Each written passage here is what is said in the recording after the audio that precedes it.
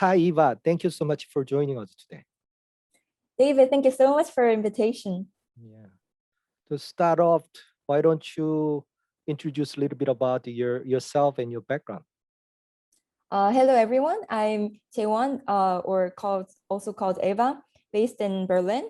I study here in TU Berlin, studying sustainability. I'm also working in a German startup, IoT startup, Weave. And I previously wrote 3 books, and I've worked 5 years as a tech journalist in Shanghai, Israel, Silicon Valley, and South Korea. I know that you work as a freelance journalist at many companies in China and then also some other company as well, right? I was actually not freelancer. I was a full-time journalist in Okay. TechNote. Okay. Yes. Okay. And I know that you did the cycling from the Seoul to London, right? Yes, what that's is right. name of the book? What is name of the book? It's called Cycling the Silk Road. I see. Yes. Yeah, that's it's on the very Amazon. interesting catchy name. Yeah. How did you come up with the idea? That's it is not a few days, a few weeks. How long did it take? And then how did you come up with that idea? So totally, it took 8 months. And like if you live in China, especially like Beijing or Shanghai, you get inspired by people who think of cycling or taking a car and crossing the Eurasia, like not by plane, but some other methods. And I was completely shocked because that's not possible in South Korea. So I was so amazed by idea. And because I was a startup journalist, I interviewed many tech companies, but people who are doing right opposite, not using technology and moving by themselves with their body on a bicycle, it totally amazed me. That's why I started the trip. Yeah, but as I said, it took a lot of time and efforts, and it's not a comfortable process, right? So what did you want to achieve by cycling the 8 months from Seoul to London? What did you plan to achieve? So firstly, it was something that also I have never achieved in my life, physically cycling that route. And also I always worked in startup as a marketing manager, business development, or reporter. So I wanted to put myself as a founder of a project and see if I could really fundraise for this cycling trip, if I could physically also accomplish a long-term goal. And also I wanted to explore other countries, but in a very experimental way. So I would say I kind of accomplished these goals. Yes, very interesting. I mean, so did you fundraise that? Yes, from that's the right. other sponsors, investor to finance your trips. Yes. So how that's much right. did you raise? And then tell me some interesting backstory about your fundraising. So I raised a total of 20,000 euros. And first I started by setting out from plan A to plan D. So plan A, if it goes perfect, then I would get sponsored by biggest companies in China. And then from Korean companies, and then do crowdsourcing from crowdsourcing different platforms, and do the trip with my own assets. And I think I managed to achieve kind of plan A and plan B. So I started out by giving information, what I want to achieve in the trip, and the fact that I'll be also reporting about the startups in each country, and the fact that I will be also doing social media and writing a book after the trip, doing seminar in each countries. And these kind of, say, promotion activities for companies really kind of raised attention.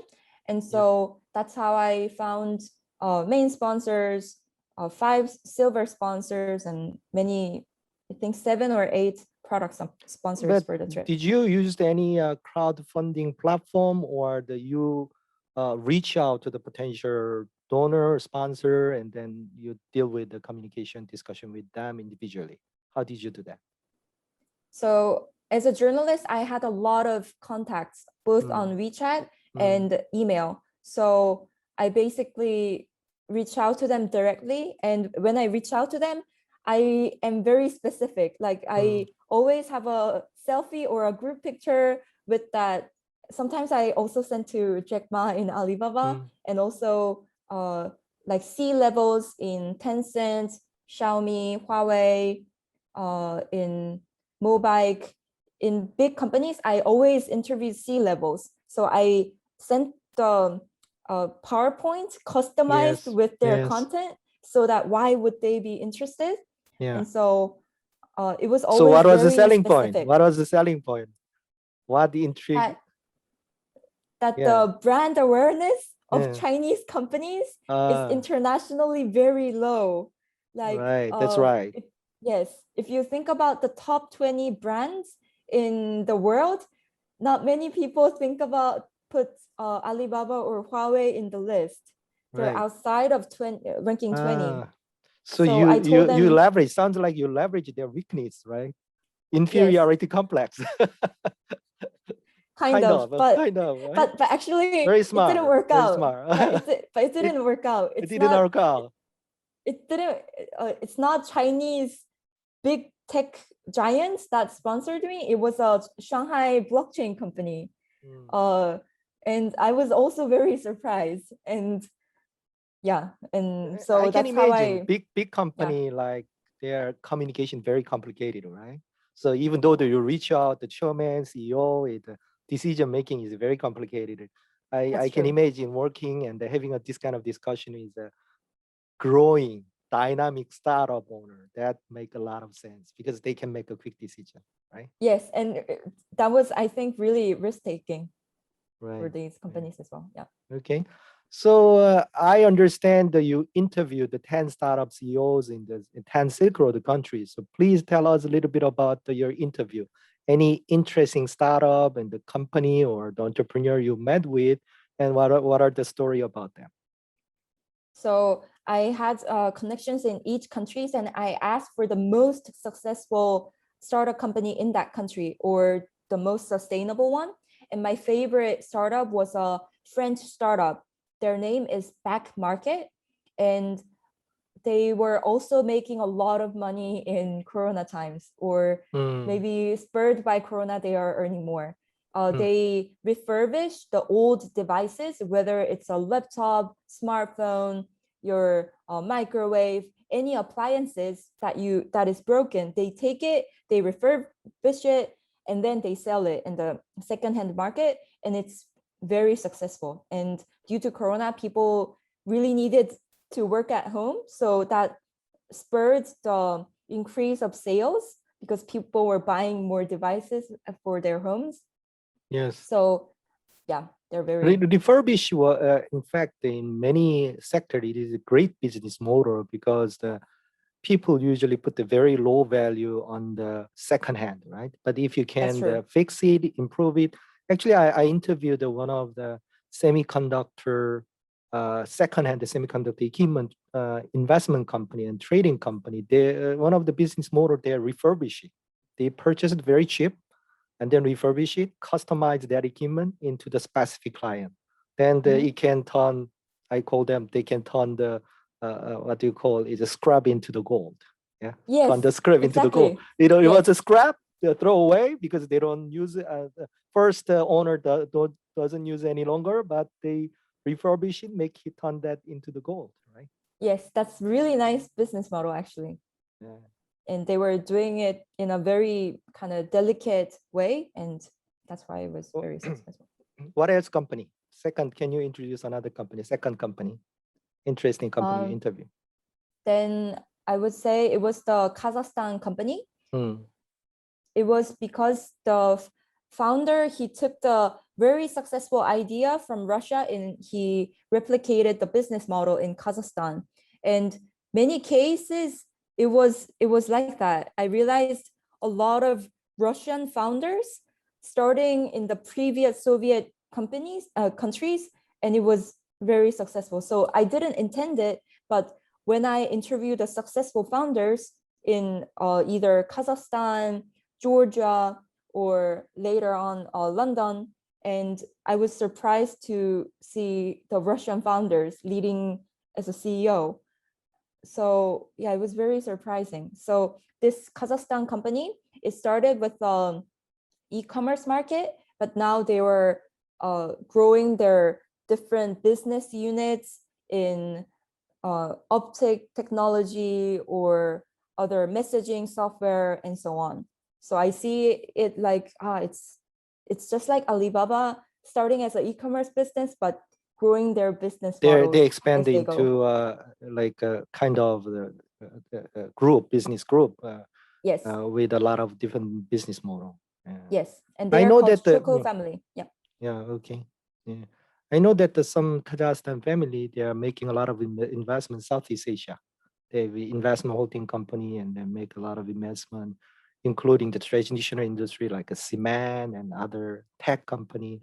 So also I found that some or Estonia, they have a lot of startup. Very small That's country. true. That's very small country, but they have a lot of startup, which looks quite interesting to me. Yeah.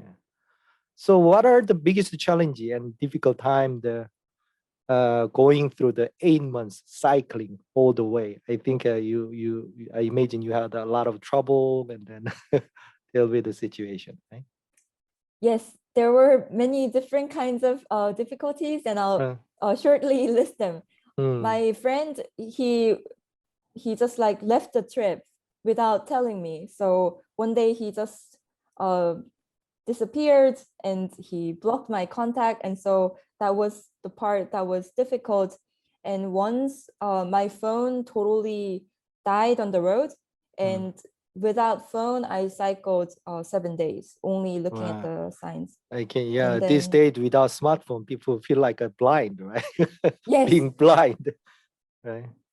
It was some experience. And one time my bike was stolen and I considered going back to Korea, but I decided to continue the trip and bought the second-hand bike. And also there were times when it was snowing and I still had to cycle. Yeah. And in terms of like animals, there's very many wild dogs in Greece and Turkey. Yeah. Very dangerous. And also people-wise, I also needed to always be careful. Yes. Where did you sleep? Did you stay in a nice hotel or lodging, or what kind of places did you stay? So it kind of differs from the cultures. In China, you're not allowed to camp. And because hotels are very cheap, I think 99% I stayed in hotels. Yeah. And then from Kazakhstan, yes. Yeah, other than China, outside China, where did you stay? So when the countries start to speak English, like from Azerbaijan, then there's couch surfing and warm showers. The two websites are for cyclists like me, and the locals invite you to their homes and you can stay there one night and then the next day you can go on. And so I received total help of 71 hosts in different countries. Yes, you met with so nice people, right? Yes, I really did. Yeah, very good, very good. Yeah. So what is next? I know that your background, we have known each other a few years. I know your background, very interesting background. You're always looking for something new and challenging. So I don't know what is the end of your story. So what is next for your professional career plan and the long-term plan, and any idea, any project you're thinking of to solve the problem? So in the short term, I'll be moving to St. Petersburg in Russia this year to start the entrepreneurship course. And then next year, I'll be coming back to Germany again and work for a startup or a Chinese company. And then in the next 3 years, I'm thinking of starting a company by myself. And the idea is I help the foreign entrepreneurs to expand to China by using WeChat, because using WeChat, you can fundraise and also start your business and also increase the number of your followers. So in many ways, it's very essential that you know WeChat very well. Yeah, I have used the WeChat long time, but only the function I have used is just a messenger function and the group chat.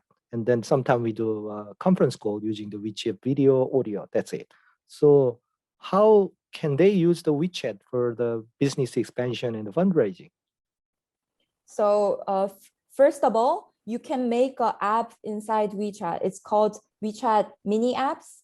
And basically any app that you use in normal days, whether it's a bike or Uber kind of app or Alipay kind of payment functions, everything can be done through WeChat using these apps. So you can make a mock app using WeChat, and also you can start your kind of brand awareness content blogging option on WeChat. And it can be shared through WeChat moments. So you can say that like Facebook or LinkedIn options are also available on WeChat. And then it comes to fundraising. So first you can, yes. So you can already show your app on WeChat, and then you can show it to your group chat people. And when people are interested, Chinese people are very, as I see them, very risk-taking.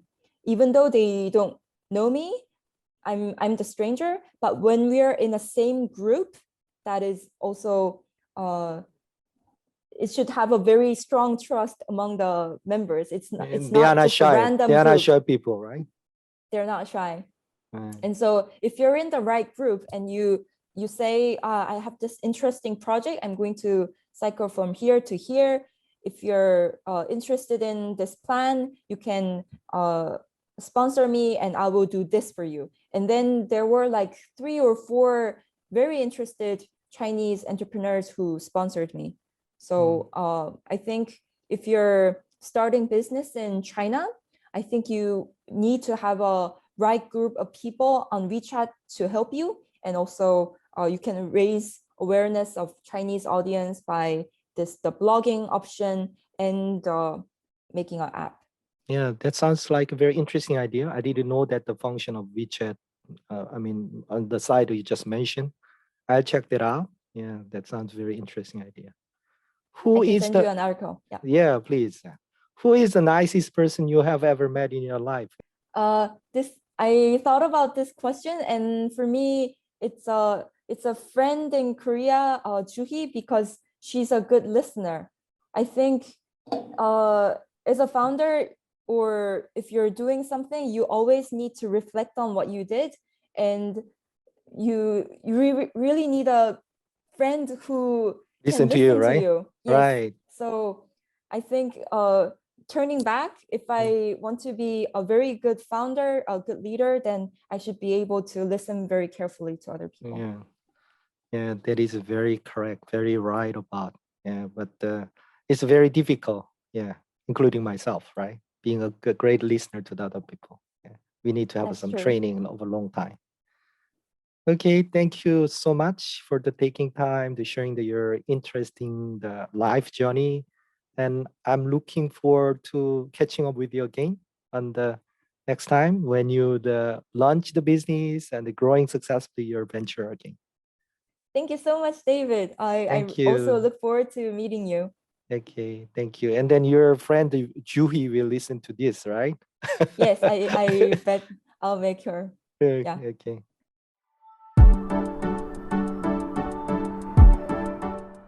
Thank you very much for listening to this episode. Don't forget to subscribe to the podcast, share with a friend, and drop me a review. Goodbye.